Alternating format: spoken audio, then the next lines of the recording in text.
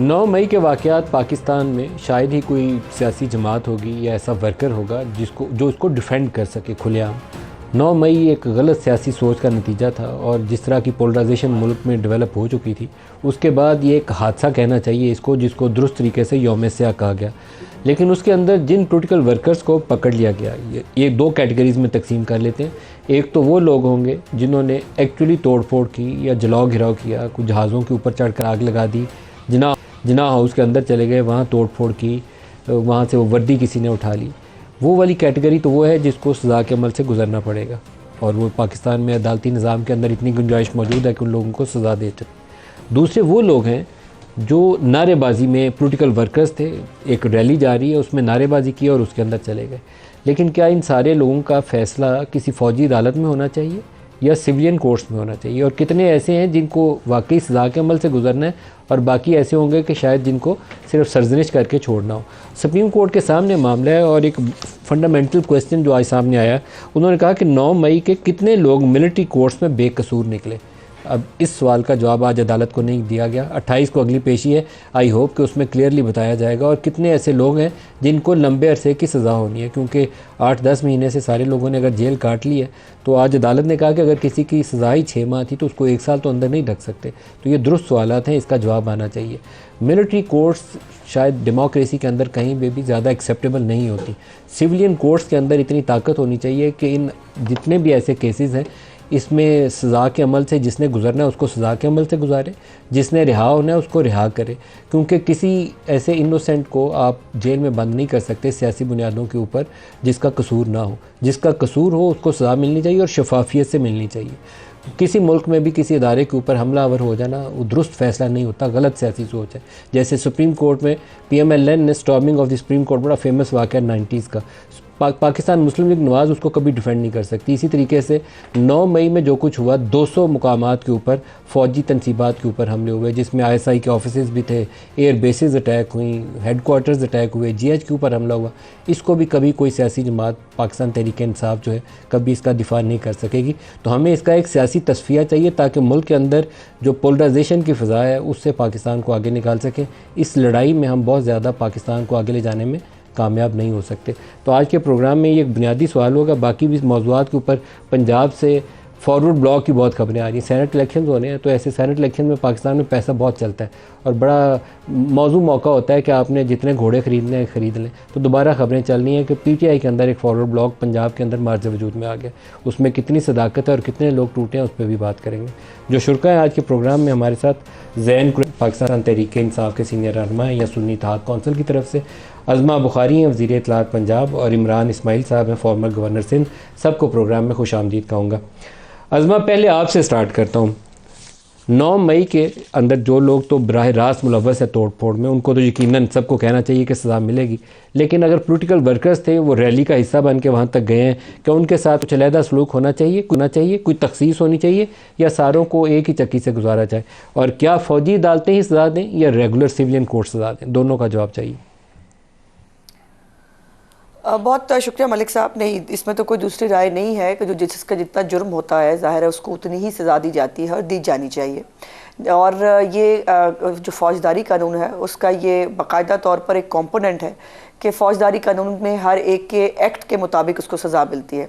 लेकिन यहाँ पर प्रॉब्लम यह है कि 9 मई के वाक़यात के हवाले से एक तरफ तो कहा जाता है कि जी बड़ा गलत वाक़या हुआ, बहुत वो हुआ, दूसरी तरफ ना कोई एतराफ़ करता है अपने इतने बड़े लीडरान की ऑडियो टेप्स की मौजूदगी में, उनके वहाँ पर मॉब को ले जाने की शवाहिद के बावजूद, उनके पूरे रिकॉर्ड के बावजूद जो है वो फिर भी कहा जाता है ये वाला कमीशन बना दे, वो वाला कमीशन बना दे। ना आज तक किसी ने एतराफ़ किया है, ना कोई अपनी तस्हीह करना चाहता है। तो उसके बाद अब ये जो तर्ज़ अमल है ये आपके सामने है।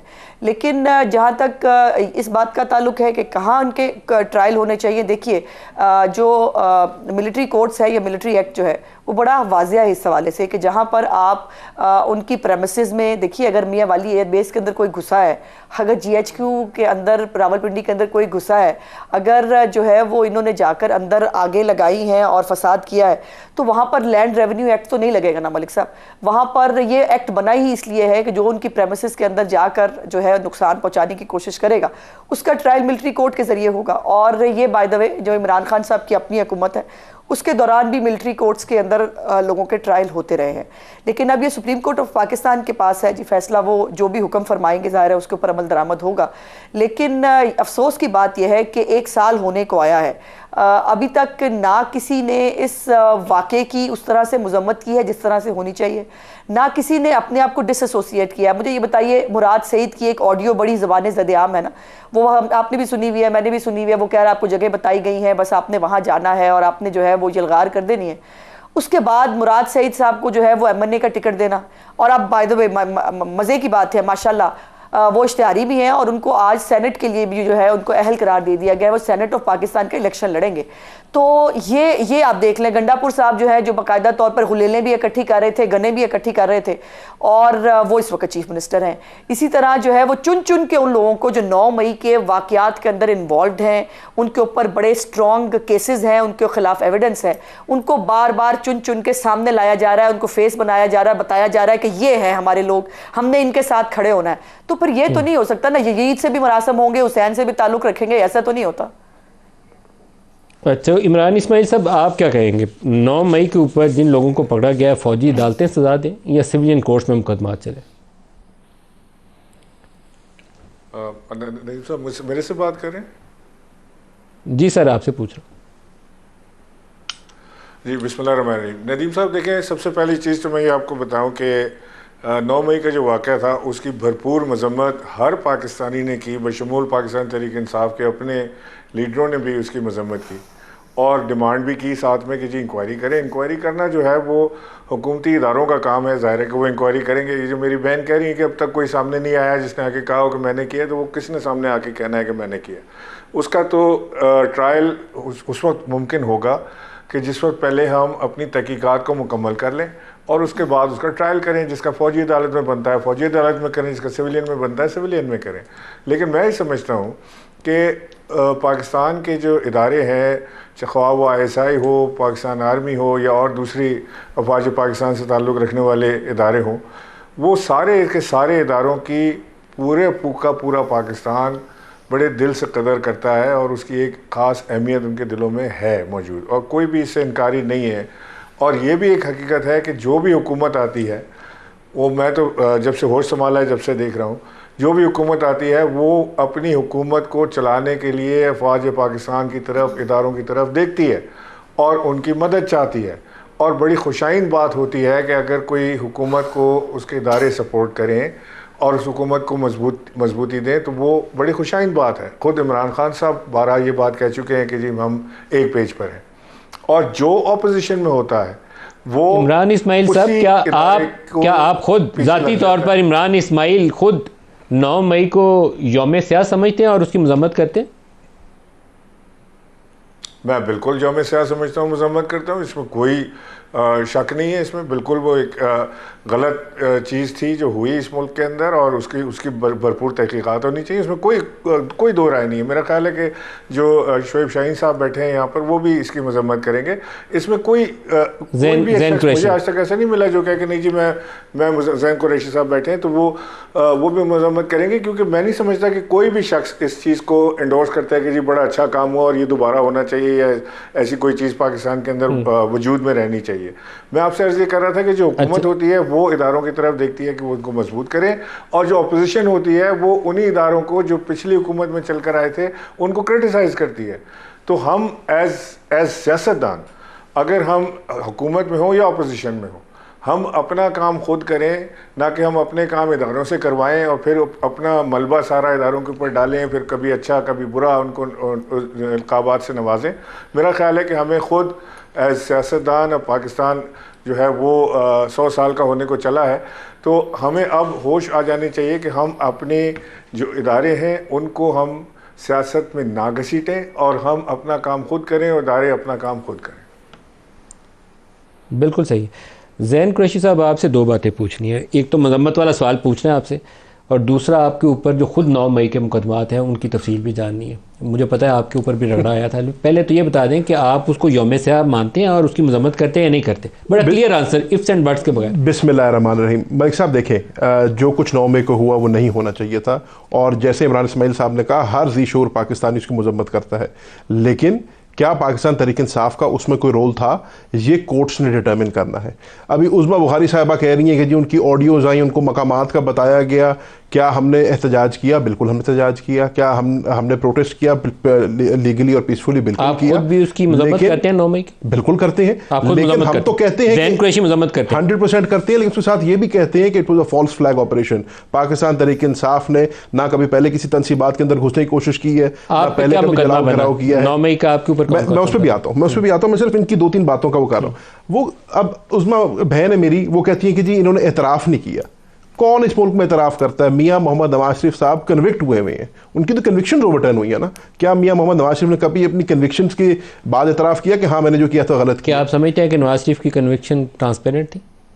जो भी थे तो कोर्ट का फैसला है ना। Fact of the matter is कि मियाँ साहब कन्विक्ट हुए थे। वो एक अब मोहतरमा नहीं- बेनज़ीर भुट्टो की एक टर्म थी, अल्लाह उनको जन्नत नसीब करे, वो कहा करती थी कैंगरू कोर्ट्स। तो ऐसे ही है। ये बात फैसले कैंगरू कोर्ट्स के होते हैं। बात ये बिल्कुल नवाज होती है शरीफ और वाला नहीं फैसला होना भी वही चाहिए। था। आपको पता, मैं तो I am on public record having said कि ऐसा नहीं होना चाहिए। हमें अपने लीगल सिस्टम को पोलिटिसाइज नहीं करना चाहिए, पॉलिटिकल वेपनाइज टूल की तरह नहीं इस्तेमाल करना चाहिए। मैं बात जो कर रहा हूँ वो मैं इनकी जवाब दे रहा हूँ। वो कह रही है कि जी मुराद सईद साहब को आज आपने सेनेट की टिकट दे दी है। भाई अगर मियाँ मोहम्मद नवाज शरीफ साहब कन्विक्ट होकर वापस पाकिस्तान आ सकते हैं, उनको वीआईपी प्रोटोकॉल मिल सकता है, एक कन्विक्टेड फेलन को एयरपोर्ट पर जाकर उसके बायोमेट्रिक्स हो सकते हैं, तो मुराद सईद तो एक बुनियादी सा कानून है ना, इनोसेंट अंटिल प्रूवन गिल्टी। आपने मुराद सईद को अभी तक कन्विक्ट तो नहीं किया किसी चीज़ में, आपने उसके ऊपर इल्ज़ामात लगाए हुए हैं। ये कह रही है साल से ऊपर चला गया, तो बदकिस्मती ये है कि साल से ऊपर हो गया और अभी तक कोई एविडेंस सामने नहीं आ सका।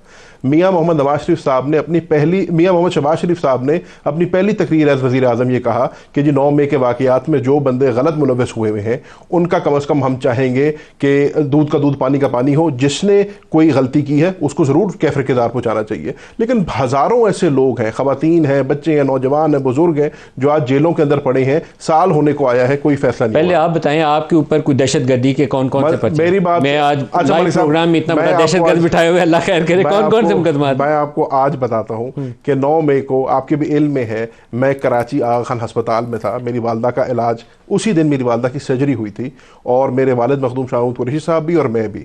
हम किसी प्रोटेस्ट में नहीं हैं, हम किसी जलाओ घिराव में नहीं है, हमने कोई दहशतगर्दी नहीं की, लेकिन उसके बावजूद भी मेरे ऊपर जो है 6 मुकदमे पहले थे 780A के, और 13 मुकदमों में मुझे 3 दिन पहले फिर अरेस्ट वारंट मेरे जारी हुए। और उसमें नोयत क्या क्या किया आपने? कहाँ किया हमला? उसके अंदर तो सर कोई 23 चार्जेस हैं, मोबाइल चोरी से लेके दहशतगर्दी तक हर चीज मेरे ऊपर। हमला कहाँ डाला हुआ ये बताएं, मोबाइल चोरी छोड़े। 12 केस, अब ये जो नए हैं उसमें 12 केस जो है पिंडी के हैं, और एक पिंडी में कौन कौन सा? जीएचक्यू भी है? जीएचक्यू शामिल और एक फैसलाबाद का जो हमारा आईएसआई हेडक्वार्टर का केस। आपने उसी दिन फैसलाबाद में आईएसआई के ऑफिस को भी अटैक किया और जीएचक्यू को भी अटैक नहीं, किया? मैंने उसी दिन आईएसआई के ऑफिस को भी अटैक किया, उसी दिन मैंने जीएचक्यू भी अटैक किया, उसी दिन मैंने जिना हाउस को लाहौर में भी अटैक किया, उसके से भी मुलविस हूँ, और उसी दिन मैंने मुल्तान में भी अटैक किया। तो मोस्ट वांटेड तो मेरे पास बैठे हुए हैं। तो एक ही दिन में मैंने 5 की जो गवर्नमेंट अटैक किया। अज़मा की हुकूमत को चाहिए कि फौरी तौर पर रेड करे इस वक्त। ना उनको आइडियाज है, कोई पता नहीं वो किसी को भेज ही ना थे। तो कहने का मतलब है फिर जाकर पेशावर हाईकोर्ट से जाकर मुझे इंटरम बेल करानी पड़ी और वो सारा करना पड़ा। पेशावर हाईकोर्ट क्यों गए? आपके मुकदमात अगर लाहौर या इस्लामाबाद में, तो इधर क्यों नहीं आया? क्योंकि इधर मैं आ नहीं सकता था, वो रेस्पॉन्स इशू हो गए थे ना। तो फिर ऑब्वियसली मुझे ऐसी जगह पर जाना पड़ा जहाँ मुझे लग रहा था कि थोड़ी सी कोई सिक्योरिटी जो है मिल जाएगी, सिक्योरिटी मिल जाएगी। यहाँ तक मतलब कोर्ट तक जाना जो है ना आसान हो जाएगा। इंटरेस्टिंग है। वैसे मैं इसकी एक्सप्लेनेशन नहीं आपसे चाहूँगा।